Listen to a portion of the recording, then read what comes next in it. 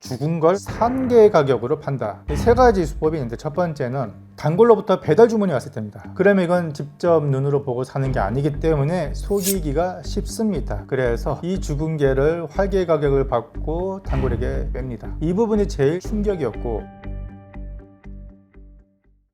한동안의 질문과 문의사항을 모아 여러분께 궁금증을 풀어드리는 입문철TV 35번째입니다. 지난 시간에 예고했듯이 오늘 조금 다소 심각한 사안이 포함이 되어 있고 혈압 주의하시고요. 먼저 저는 입질의 초기 구독자이며 자선어보 책도 구매할 만큼 애정 있는 팬입니다. 가락 수산시장에 거의 모든 가게에서 이루어지는 킹크랩 선어를 활개로 빼는 방법에 대해 제보하고 싶습니다. 이 중에서 필요한 부분만 제가 읽어드리겠습니다. 가락시장은 보통 킹크랩 대게 수조가 3층으로 이루어져 있고 1층, 2층 칸이 살아있는 킹크랩이랑 대게 칸이고 맨 위에 꼭대기는 이미 숨이 죽은 킹크랩 대게. 입 주변이 막 움직이잖아요. 살아있는 건. 그게 아니라 이 뒤로 보고 있다, 엉덩이밖에 안 보인다, 그러면 그건 죽은 것들만 모아놓은 것이다 라고 한번 의심해 볼 필요가 있다 라는 겁니다.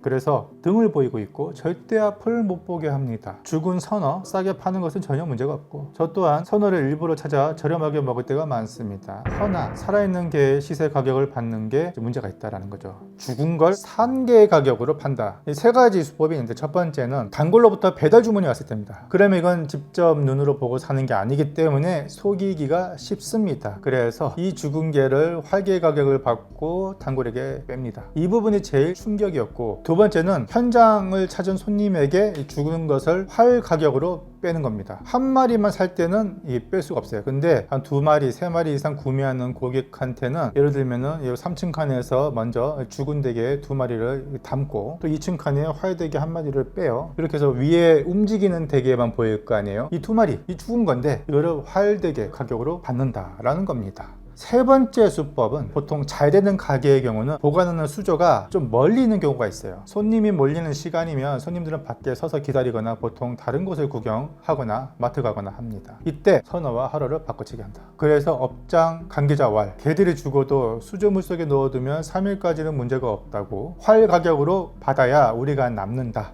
어쩔 수가 없다, 안 팔리면 우리가 사 먹어야 한다, 제보할까 많은 고민이 되었습니다. 이렇게 계속 사기를 친다는 생각에 스스로 떳떳하지 못한 일을 하는 게 아니라고 생각되어 그만하게 되었습니다. 아마 대개 킹크랩 가게에서 일을 해오시는 직원분이나 알바분들, 이 제보자만 느낀 건 아니라고 생각이 되거든요. 저도 오랫동안 의심을 해왔던 부분이기도 하고, 자, 그래서 계속 제가 말씀을 드리는 건 이겁니다. 꼬리가 길면 언젠가는 잡힌다. 지금까지 어떻게 속이고 판매한 것은 물증이 없잖아요. 심증만이지. 그러니까 이걸 뭐 법적으로 어떻게 할 수 있는 게 없습니다. 그런데 제가 해야 할 일은 뭐냐면, 시장을 찾는 손님들이 안심하고 먹을 수 있도록 이런 제보자의 소중한 정보를 제공하는 일을 하고 있는 겁니다. 제가 이렇게 방송함으로써 또 많은 사람들이 알게 됐죠. 하시는 분이든 사러 오시는 분이든 어느 정도는 경각심을 가질 필요가 있고, 하루빨리 시장이 되고 고쳐졌으면 좋겠어요. 사실 이 게 종류는 하루가 다르게 수조에서 수율이 빠집니다. 살아있어도 살아있는 게 아니에요. 그러니까 수율이 차이가 나는 겁니다. 그러다가 죽어버리면은 이거 어떻게 됩니까? 예를 들어서 킹크랩 10만원에 판매할 수 있는 거 죽어버리면 반 통가리밖에 안 돼요. 그러니 제값 다 받으려고 할 수밖에 없는 거는 이해하는데, 속이면 안 되는 거잖아요. 참, 이런 제보가 들어올 때마다 개인적으로 수산시장을 애용했던 사람으로서 참 속상합니다.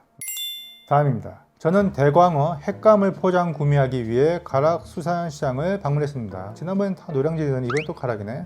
땡땡 수산이라는 곳에서 설명 좀 들어보라 해서 잠시 멈춰 설명을 들었습니다. 호객을 적극적으로 했나 보네요. 처음에는 어떤 거 찾으시냐, 사이즈는 얼마나 보시냐, 이런 평범한 대화가 오갔습니다. 계속 듣고 반응을 해드리다 보니 어느새 제가 구입 직전까지 갔었습니다. 그렇게 되죠. 보통 3kg 좀 넘는 광어를 16만 5천 원에 해드리겠다 하시면서 제 카드를 받고 광어는 뜰채에 담아 뒤로 가셨습니다. 근데 3kg짜리 광어가 16만 5천 원이면 너무너무 비싼데요. 킬로그램도 5만 원 넘는 거잖아요. 그래서 여러분, 시장에 갔을 때 내가 이날 먹을 품목만큼은 대략적인 시세라도 좀 알고 가시라는 게 이런 거예요. 이분이 부르는 가격이 이게 적정선인지 아니면 좀 너무 뻥튀기해서 부르는 건지를 좀 판단할 수 있잖아요. 아무튼 카드가 결제되었다는 문자를 전화를 받았고, 그때서 이제 순간 이게 아닌데 싶어서 저기 죄송한데 카드 취소 좀 부탁드립니다 라고 말씀드렸더니 대뜸 얼마를 원하시는데요? 제가 14만 원까지 맞춰드릴게요. 14만 원도 솔직히 비싸. 아닙니다. 좀 더 둘러보고 오겠습니다 라고 말했더니 이미 목을 쳤다. 어쩔 수 없다. 강매를 하시는 겁니다. 그래서 이분이 확인해 볼 수 없냐라고 해서 따라가서 봤대. 여전히 뜰채 담겨 있었고 광어는 살아 있었습니다. 이 상황이 황당하고 어이없고 가격은 중요하지 않다. 처음에 말씀드린 금액도 깎아주신 거라고 하고 가격 흥정이 여기 문화니까 거기까지 이해하는데 목을 쳤다는 거짓말을 하신 게 아니냐. 제가 뭐를 믿고 여기서 구매할 수 있겠냐라고 말씀드렸더니 다 들리도록 궁시렁거리면서 욕 비슷한 말을 하시더라고요. 제가 가락시장을 5년째 다니고 있는데 이런 경우는 처음이었습니다. 너무 불쾌하고 황당해서 담당 직원과 통화해서 상황을 말씀드렸더니 가게 측도 확인하고 CCTV도 확인해서 확실한 처분을 해드릴 테니 걱정하지 말라 하시더라고요. 며칠 뒤에 회신으로 전화 받으니 아니 글쎄 CCTV가 음성 녹음이 안 되니 말씀 주신 내용은 확인이 안 된다면서 구두상 경고만 가능하다더군요. 그럼 제가 구입할 때마다 녹음기를 켜고 다녀야 하는 거냐? 그것 또한 법에 위반되는 거 아니냐라고 하니 저희는 어쩔 수 없다고 하고 마는 겁니다. 구두상 경고, 이 정도 처분 나오는 게 정상인가요? 그날 강매하고 욕하신 직원분은 땡땡 수산, 손목까지 문신 있으신, 키는 좀 작고 덩치 있으신 분이셨습니다. 자, 일단 행정상 처분은 그럴 수밖에 없다고 쳐요. 왜냐하면 명백한 증거가 남아있지 않으니까. 손님 입장에서는 굉장히 화가 나면서 공포스러운 그런 느낌이었을 겁니다. 긴 말은 안 하겠습니다. 보신 분들이 판단해 주시고 댓글로 남겨주시죠. 해당 상인분 보고 계시면 뭔가 좀 느꼈으리라 봅니다. 워낙에 이제 경기가 안 좋고 장사가 안 되니까 한 사람이라도 더 붙잡아서 판매하려고 하는 것은 이해를 하는데 방법이 굉장히 부적절했다. 그리고 사실 이런 사례는 가락동 시장뿐만 아니라 사실 여기저기서도 많이 확인이 되고 있죠. 이런 행태들은 빨리 벗어나지 않으면 이 시장은 점점 더 소비자로부터 외면받고 도태될 수밖에 없습니다. 손님이 왕이라고 말하는 건 아니에요. 근데 최소한 거짓말은 하지 말아야죠. 참 안타깝습니다. 이런 거 보면.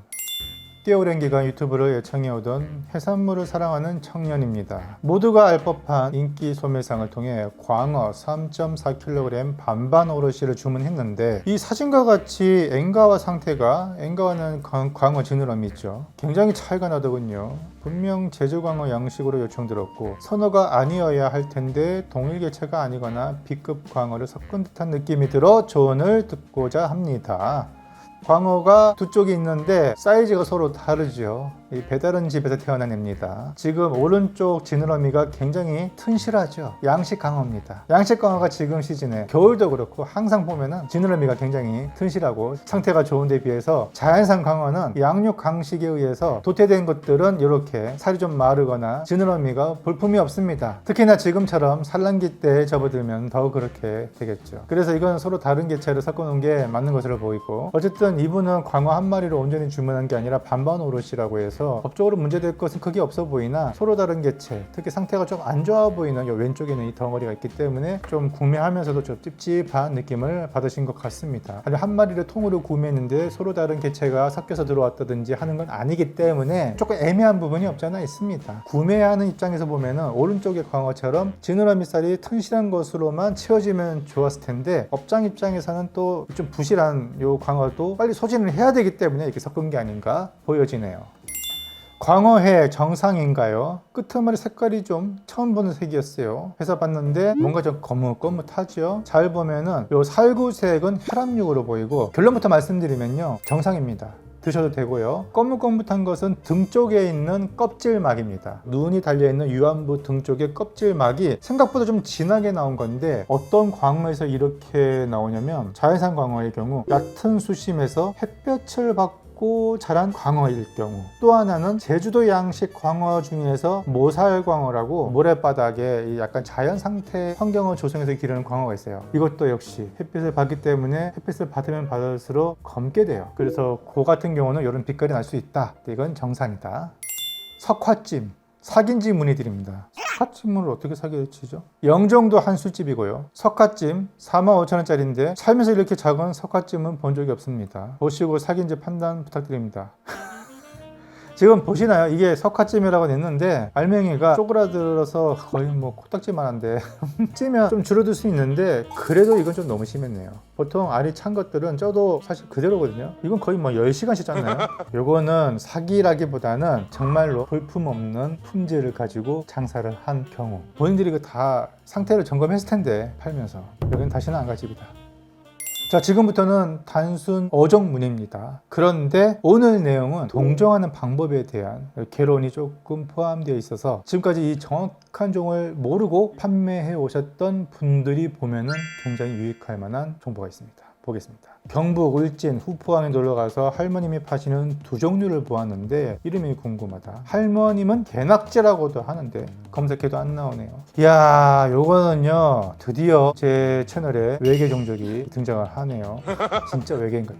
표준명 귀오징어라고 합니다. 제가 몇 년 전에 귀오징어 리뷰를 해드렸어요. 여기 상단에 보시면은 볼 수 있습니다. 근데 상태가 굉장히 싱싱해 보이네요. 야, 이렇게 싱싱해 보이는 귀오징어는 보통 이제 냉동으로 팔거든요. 금냉에서. 이런 거는 무조건 사다가 쪄 먹어야 됩니다. 통찜으로. 두 번째, 쏨뱅이 종류 무늬. 낚시를 하다 보면 쏨뱅이 잡을 때가 있는데 얘가 연안에서 잡히는 놈이랑 배 타고 나와서 잡힌 놈이랑 색이 다르더라고요. 혹시 다른 종인가요? 이거는 이제 낚시를 하시는 분으로서 굉장히 예리한 관찰력이 있어야만 가능한 질문입니다. 우리나라 연안에 분포하는 쏨뱅이가 두 종류가 있어요. 쏨뱅이, 붉은 쏨뱅이. 근데 이거를 상인분들은 구분하지 않고 그냥 쏨뱅이라고 팔아요. 어떤 상인들은 이 붉은 쏨뱅이를 심해 쏨뱅이라고도 부릅니다. 쏨뱅이의 경우는 30에서 40cm까지 자라고, 하지만 보통 손바닥만 하죠. 연안에서 잡히는 쏨뱅이는 갈색입니다. 붉은 쏨뱅이는 다 자라면 60cm까지 자랍니다. 진짜 엄청난 대물급이 이렇게 잡혀요, 가끔. 그런데 배 타고 나가면 보통은 수심 한 50m 더 깊이에서 잡히기도 하잖아요. 수심 깊은 곳에서 잡히기 때문에 붉은 쏨뱅이 같은 경우는 주로 붉다. 자, 그러면은 보통 이렇게 생각하죠. 아, 갈색은 쏨뱅이, 붉은색은 붉은 쏨뱅이, 이렇게 동정하면 되겠네? 근데 아닙니다. 이 쏨뱅이가 참 그래서 어려운 게 쏨뱅이 중에서 갈색이 있고 붉은색이 있어요. 얘들은요 보통 주변 환경과 수심에 따라서 색깔이 바뀝니다. 연안의 암초에 사는 애들은 주로 갈색, 먼바다 깊은 곳에 사는 애들은 쏨뱅이라도 붉은색, 특히 주변에 산호가 있다면 더 붉은색. 그래서 색깔로 구분하기 힘들고, 마찬가지로 붉은 쏨뱅이라 하더라도 비교적 연안의 안반에 사는 애들은 갈색, 더 깊은 수심에 사는 애들은 붉은색입니다. 그러면 이제 저 같은 경우는 뭘로 동정하냐면 이렇게 하얀 반점들이 있어요. 이 하얀 반점에 검은 테두리가 있으면 색깔을 떠나서 붉은 쏨뱅이, 없으면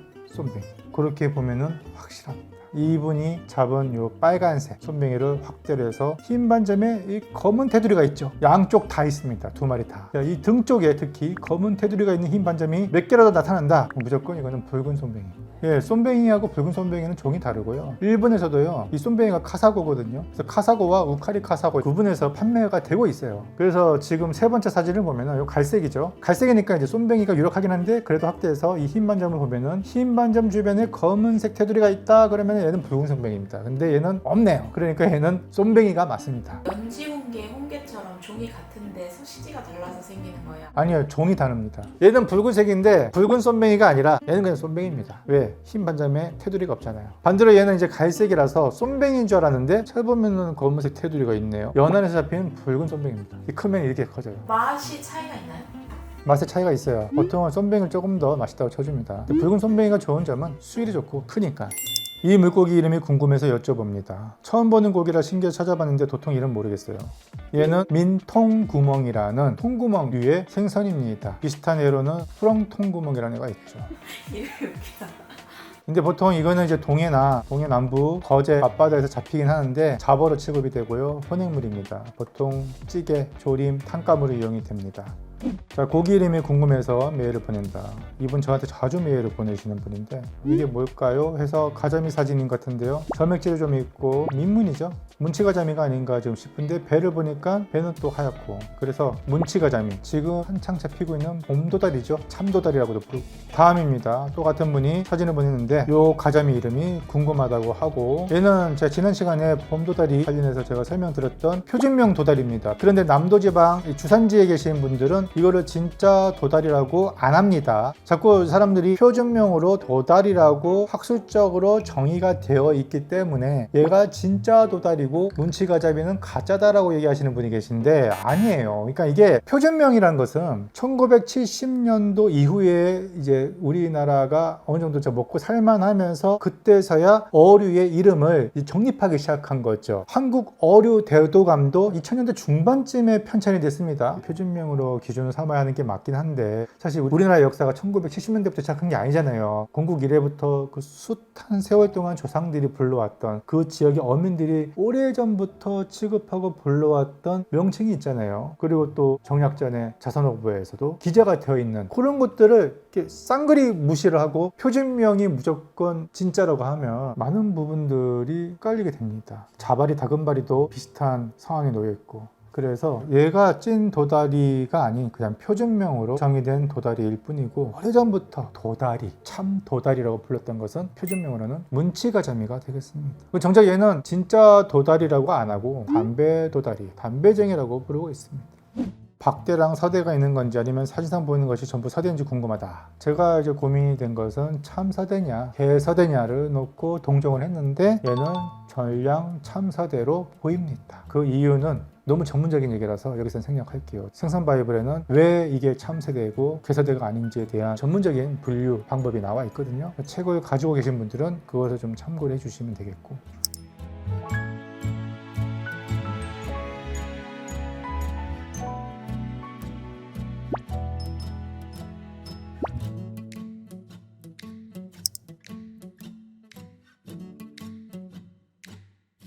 참서대 한짝이 이렇게 경매가 되고 있는 것으로 보이는데 현지에서는요 그냥 뭐 서대 이렇게 경매가 아마 될 겁니다. 자, 이렇게 해서 인문철TV 35번째 시간을 마무리할까 합니다. 자, 아무쪼록 도움이 되셨기를 바라면서 오늘 이만 마치고 다음에 더 재미있고 유용한 소식으로 찾아뵙겠습니다. 감사합니다.